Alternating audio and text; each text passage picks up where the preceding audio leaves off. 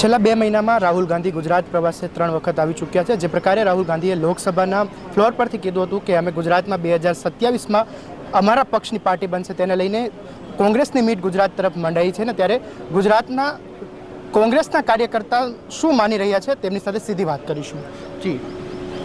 જેવી રીતે રાહુલજીએ જે ગુજરાતમાં આવીને જે કોંગ્રેસ કાર્યકર્તાઓનો હોસલો બઢાવે છે, આ સુધી જોવા મળતું હતું કોંગ્રેસ કાર્યકર્તા જમીન ઉપર રહેતો હતો પણ જમીન જ રહેવા દેતા હતા। આજે અમે એવું યોગ્ય લાગે છે કે રાહુલજી ગુજરાતની અંદર આવીને કંઈ બદલાવ કરશે, કાર્યકર્તાઓનો ઉત્સાહ बढ़ે છે, કાર્યકર્તાઓને આગળ સફળતા મળશે, જે જમીન ઉપર કામ કરે છે એમને સફળતા મળશે। અત્યારે રાહુલજી મિટિંગમાં છે, અમે 2 કલાક પણ રાહુલજી માટે ધૂપની તડકામાં ઊભા રહેવા તૈયાર છે, કે રાહુલજીની જે રણનીતિ છે ગુજરાતમાં જે સત્તા લાવવાની, જે ગુજરાતમાં ઈમાનદાર લોકોને બેસાડવાનું છે, એ લોકો માટે રાહુલજી જે મહેનત કરી રહ્યા છે મને બહુ સરસ લાગે છે।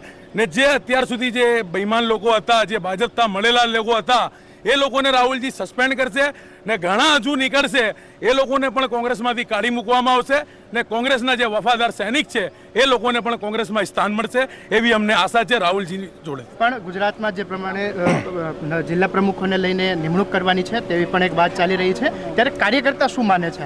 જિલ્લા પ્રમુખની જે નિમણૂક થવાની છે એ બહુ લાંબી મિટિંગ ચાલશે, 2 થી 2.5 કલાકની મિટિંગો ચાલશે, એના નક્કી કરાવશે। જેના જે વફાદાર હશે એ લોકોને પદ આપીશ, જે વફાદાર હશે, જે કાર્યકર્તાઓ હશે એમને બોડીમાં લેશે।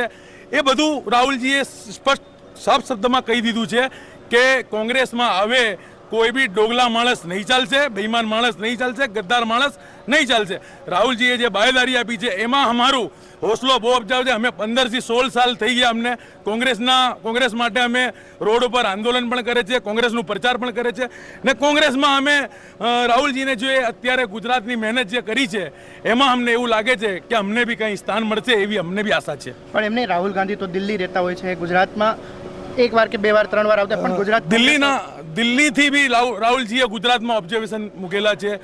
જિમ્મેદારી દિલ્હીના જે સંસદો છે, રાજ્યસભા જે મેમ્બરો છે એમને પણ ગુજરાતની જવાબદારી આપી છે। તો અમને એવું લાગે છે કે બેઈમાન નેતાઓ હવે દૂર થઈ જશે ને અમારા જેવા કાર્યકર્તાને આગળ વધવાનું ટાઈમ આવી ગયો છે। એ રાહુલજીથી અમે પણ આશા છે ને કોંગ્રેસ પક્ષથી પણ એવી આશા જ છે અમે।